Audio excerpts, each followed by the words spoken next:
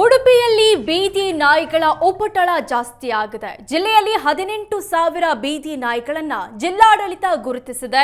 ಹೊರವಲಯದ ಉಪ್ಪೂರು ಗ್ರಾಮದಲ್ಲಿ ಶೆಲ್ಟರ್ ನಿರ್ಮಾಣಕ್ಕೆ ಮುಂದಾಗಿದೆ. ಆದರೆ ಈ ಗ್ರಾಮದ ಜನರು ನಮ್ಮೂರಿಗೆ ಬೀದಿ ನಾಯಿಗಳ ಶೆಲ್ಟರ್ ಬೇಡವೇ ಬೇಡ ಅಂತ ಪಟ್ಟು ಹಿಡಿದಿದ್ದಾರೆ. 9 ಎಕರೆ ಪ್ರದೇಶದಲ್ಲಿ ಬೀದಿ ನಾಯಿಗಳ ಶೆಲ್ಟರ್ಗೆ ಚಿಂತನೆ ಮಾಡಲಾಗಿದೆ. ಸುಮಾರು 18,000 ಬೀದಿ ನಾಯಿಗಳನ್ನ ಸಾಕಲು ವ್ಯವಸ್ಥೆ ಮಾಡಲಾಗಿದೆ. ಆದರೆ ಉಪ್ಪೂರು ಗ್ರಾಮಸ್ಥರಿಂದ ವ್ಯಾಪಕ ವಿರೋಧ ವ್ಯಕ್ತವಾಗ್ತಾ ಇದೆ. ಮಹಾನಗರ ಪಾಲಿಕೆ ಆದಾಗ ನಮ್ಮ ಊರು ಅಭಿವೃದ್ಧಿ ಆಗುತ್ತೆ, ಬೀದಿ ನಾಯಿಗಳ ಶೆಲ್ಟರ್ ನಿರ್ಮಾಣ ಮಾಡಿದ್ರೆ ಅಭಿವೃದ್ಧಿಗೆ ಹಿನ್ನಡೆ ಆಗತ್ತೆ ಅಂತ ಗ್ರಾಮಸ್ಥರು ವಿರೋಧ ಮಾಡ್ತಾ ಇದ್ದಾರೆ.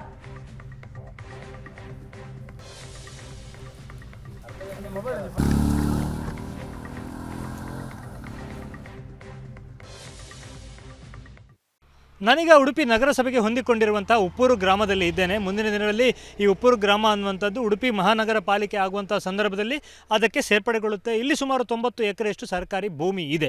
ಈ ಭೂಮಿಯಲ್ಲಿ ಒಂದು ಬೀದಿ ನಾಯಿಗಳ ಶೆಲ್ಟರ್ ಮಾಡುವುದಕ್ಕೆ ಜಿಲ್ಲಾಡಳಿತ ಉತ್ಸುಕತೆಯನ್ನು ತೋರಿಸ್ತಾ ಇದೆ.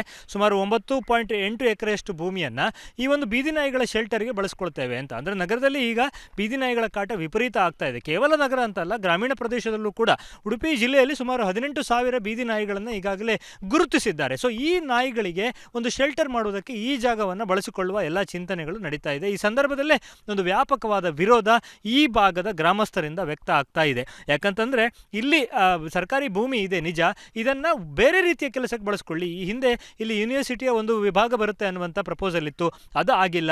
ಅನಂತರದಲ್ಲಿ ಒಂದು ಒಳ್ಳೆ ಸರ್ಕಾರಿ ಕಾಲೇಜು ದೊಡ್ಡ ಮಟ್ಟದಲ್ಲಿ ಇಲ್ಲಿ ಆಗುತ್ತೆ ಅನ್ನುವಂಥ ಸಾಧ್ಯತೆ ಇತ್ತು, ಅದು ಆಗಿಲ್ಲ. ಪೊಲೀಸ್ ಕ್ವಾರ್ಟರ್ಸ್ ಬರ್ಬೋದು ಅನ್ನುವಂಥ ನಿರೀಕ್ಷೆ ಇತ್ತು. ಇದು ಯಾವುದೂ ಕೂಡ ಮಾಡದೆ ಕೇವಲ ಒಂದು ಜಿಲ್ಲೆಯ ಗ್ರಾಮದಲ್ಲಿ ಜಾಗ ಇದೆ ಅನ್ನುವಂಥ ನೆಪದಲ್ಲಿ ಸುಮಾರು 15,000 ಜನಸಂಖ್ಯೆ ಇರುವ ಗ್ರಾಮದಲ್ಲಿ 18,000 ನಾಯಿಗಳ ಶೆಲ್ಟರ್ ಮಾಡುವುದಕ್ಕೆ ಹೊರಟಿರುವುದಕ್ಕೆ ವ್ಯಾಪಕವಾದ ವಿರೋಧ ವ್ಯಕ್ತ ಆಗ್ತಾ ಇದೆ. ಈಗಾಗಲೇ ಹಲವು ಸುತ್ತಿನ ಮಾತುಕತೆಗಳಾಗಿವೆ. ಗ್ರಾಮಸ್ಥರೆಲ್ಲ ಒಟ್ಟಾಗಿದ್ದಾರೆ. ಜಿಲ್ಲಾಡಳಿತದ ಗಮನ ಸೆಳೆಯುವುದಕ್ಕೆ ತಯಾರಿಗಳನ್ನು ಮಾಡಿಕೊಂಡಿದ್ದಾರೆ. ನೋಡ್ಬೋದು ನೀವು, ಬಯಲಾದ ಭೂಮಿ.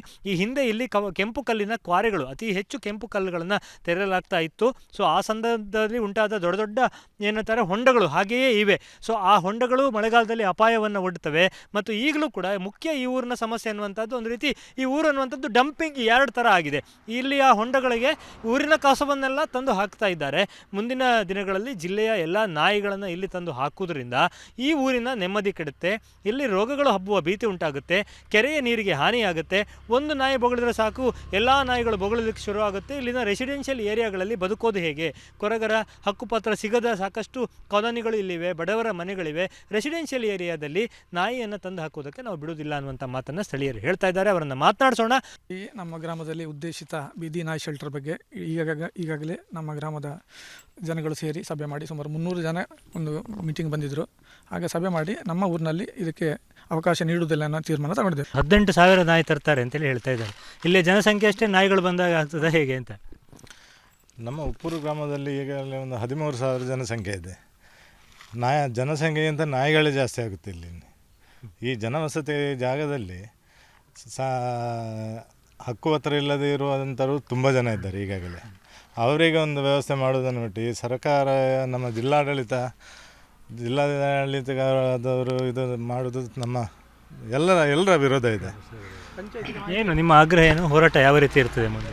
ಹೋರಾಟ ಅಂತ ಹೇಳಿದ್ರೆ ಈಗ ಇಲ್ಲಿ ಭಾಳಷ್ಟು ಒಂದು 300-400 ಮನೆಗಳು ಇಲ್ಲಿ ಇದ್ದಾವೆ. ಆಮೇಲೆ ಸುತ್ತಮುತ್ತಲು ಒಂದು ಡೈರಿ ಇದೆ, ನಮ್ಮದು ಹಾಲು ಇಲ್ಲಿ ಹತ್ತಿರನೇ ಇದೆ, ಹೆಚ್ಚು ದೂರ ಇಲ್ಲ. ಹಾಗಾಗಿ ಆ ನಾಯಿಯನ್ನು ಇಲ್ಲಿ ತಂದಾಕಿದರೆ ನಾಯಿಗಳಲ್ಲಿ ಕೆಲವೇ ರೀತಿಯ ರ್ಯಾಬಿಸ್ ರುಜಿನಗಳು ಬರ್ತವೆ. ಹಾಗಾಗಿ ಅದರ ನೀರು, ಕಲುಷಿತ ನೀರುಗಳೆಲ್ಲ ಇಲ್ಲಿ ಮಳೆಗಾಲಕ್ಕಾಗಲಿ ಅವ್ರು ತೊಳೆದೋದಾಗಲಿ ವ್ಯವಸ್ಥೆ ಮಾಡಿದರೆ ಹೊಳೆಗೆ ಹೋಗ್ತದೆ. ಇದು ಆರೂರು ಗ್ರಾಮ, ಹಾವಂಜಿ ಗ್ರಾಮ, ಉಪ್ಪೂರು ಗ್ರಾಮ, ಇದು ಮೂರು ಹೊಂದಿಕೊಂಡಿದೆ.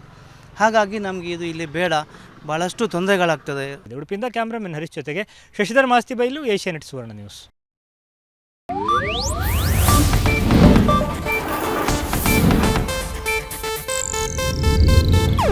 ಇದು ಏಷ್ಯಾನೆಟ್ ನ್ಯೂಸ್ ನೆಟ್ವರ್ಕ್ ಪ್ರಸ್ತುತಿ.